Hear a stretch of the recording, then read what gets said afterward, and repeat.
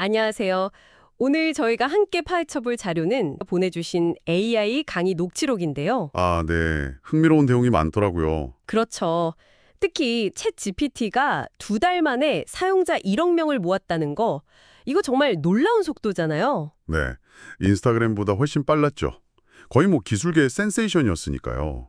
그래서 오늘 이 AI 열풍의 핵심, 특히 생성 AI의 작동 원리랑 그 가능성, 또 우리가 조심해야 할 부분까지 강의를 통해 한번 깊게 들여다보려고 합니다. 좋습니다. 핵심만 딱딱 짚어보죠. 우선 그 챗GPT의 폭발적인 인기 배경 뭘까요?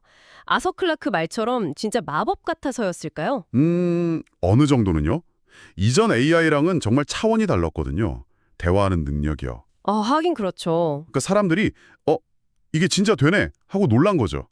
타임지가 이걸 군비 경쟁이라고 표현한 것도 그만큼 기술 발전 속도나 뭐랄까 경쟁이 엄청나다는 걸 보여주는 거고요. 그 경쟁의 중심에 GPU가 있다고 들었어요. 그래픽 카드인데 이게 왜 AI랑 관련이 깊은 거죠? GPU는 원래 그래픽 처리용이었지만 동시에 여러 계산을 처리하는 병렬 연산 능력이 탁월해요. 아하, 병렬 연산. 네, 이게 대규모 AI 모델 학습에 필요한 어마어마한 계산에 딱 맞는 거죠. 엔비디아가 그래서 지금 거의 독점적인 위치에 있고요. 그 연산량이 어느 정도기래요? 뭐 V100, A100 이런 칩들이 초당 수백조 번 계산한다던데. 네, 맞아요. 최 GPT 학습에는 그런 최고 성능 칩 A100 같은 걸 10,000대 이상, 그것도 100일 넘게 돌렸다고 추정되거든요. 만 대를 100일이요? 와, 상상도 안 되네요. 그렇죠. 그러니까 이게 아무나 할 수 있는 게 아닌 거예요. 엄청난 자본과 기술력이 필요한 거죠. 그렇게 대단한 계산 능력으로 AI는 대체 어떻게 배우는 걸까요? 예전처럼 사람이 규칙을 막 알려주는 건 아니라면서요. 네, 그 옛날 방식, 전문가 시스템이라고 불렀는데 예를 들어 고양이는 귀가 뾰족하고 수염이 있다. 이런 식으로 규칙을 다 넣어줬어요. 아, 네네. 근데 예외가 너무 많아서 결국 잘 안 됐죠. 요즘 딥러닝은 완전히 달라요. 어떻게 다른데요? 그냥 고양이 사진 수십만 장 던져주고 이게 고양이야. 뭐가 같은지 뭐가 다른지 네가 알아서 찾아봐 하는 식이에요. 아, 데이터만 주고 스스로 찾게 한다. 그렇죠.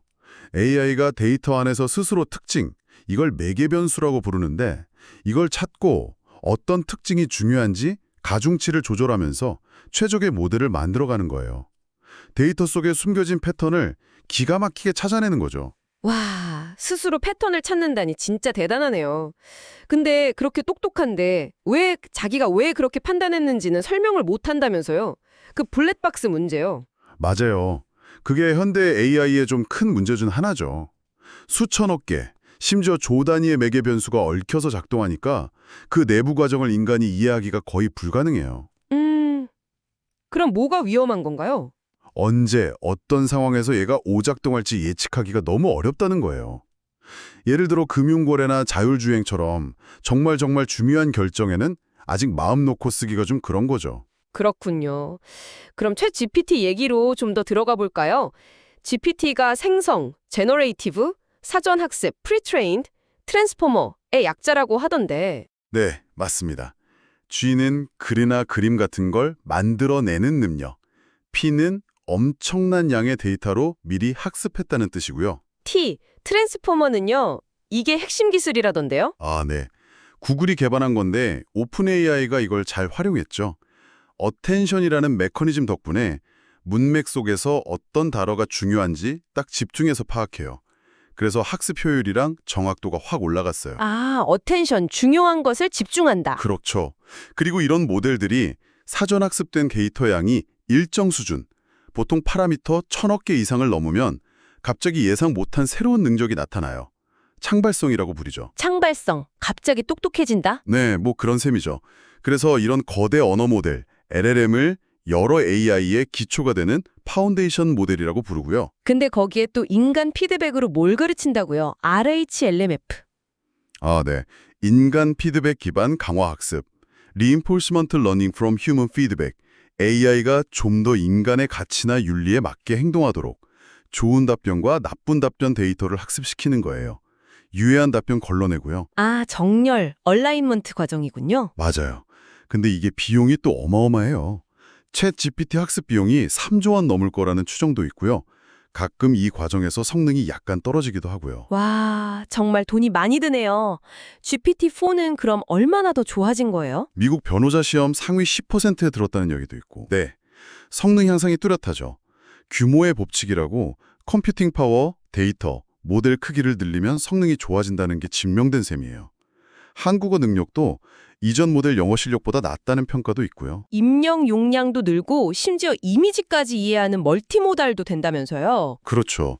뭐 냉장고 사진 보여주고 이걸로 저녁 메뉴 추천해줘 하면 해주는 수준을 넘어서서 약간 복잡한 유머 코드나 물리 문제 같은 것도 이미지 보고 풀어내더라고요. 대단하죠. 정말 대단한데, 근데 이렇게 똑똑해 보이는 애가 환각, 그러니까 그럴듯한 거짓말을 막 지어낸다는 게 치명적인 약점이라고요? 네, 이게 정말 큰 문제입니다. AI는 기본적으로 다음에 올 단어 중에 확률적으로 가장 그럴듯한 걸 예측해서 문장을 만들거든요.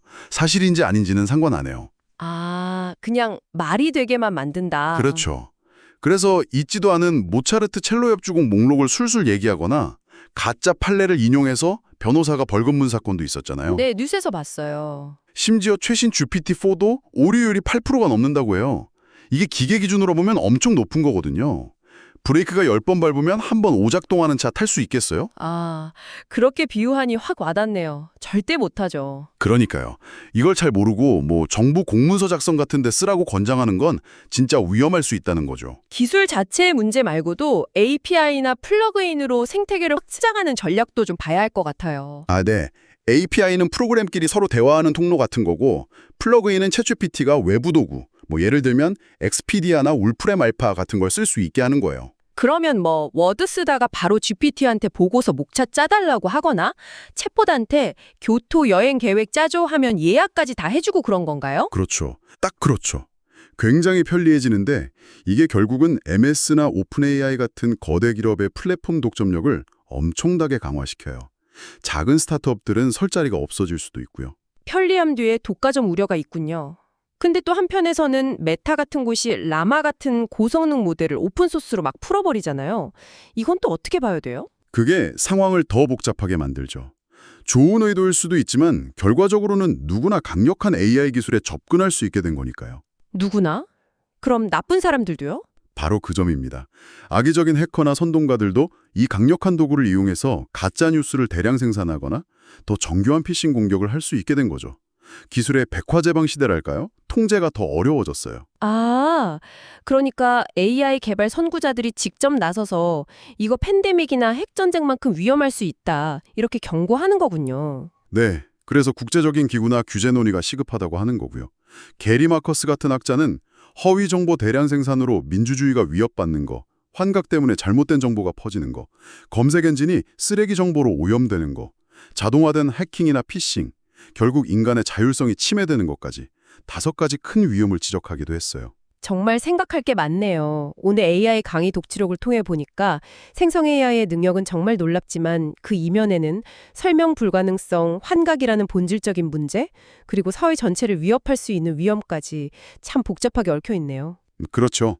GPU 기반의 엄청난 연산력, 데이터 패턴 학습, API와 플러그인을 통한 생태계 확장, 이런 가능성과 함께 오픈소스 확산으로 인한 통제 불능의 위험까지 다 안고 가는 거죠. 이 기술은 이미 우리 일상과 업무에 깊숙이 들어오고 있잖아요. 단순히 와, 편하다 하고 쓸 게 아니라 그 본질과 한계를 정확히 아는 게 정말 중요해진 것 같습니다. 맞습니다. 마지막으로 이런 질문을 한번 던져보고 싶어요. AI는 결국 인간이 만든 데이터 속 패턴을 학습해서 세상을 이해하는데 동시에 환각, 즉 그럴듯한 거짓말을 만들어내는 경향이 있잖아요. 네. 어쩌면 이건 우리 인간이 만들어온 지식이나 소통 방식 그 자체에 내재된 어떤 모순이나 패턴을 AI가 그냥 거울처럼 비춰주고 있는 건 아닐까요? 이 질문에 대한 답은 한번 당신께서 생각해 보시면 좋겠습니다.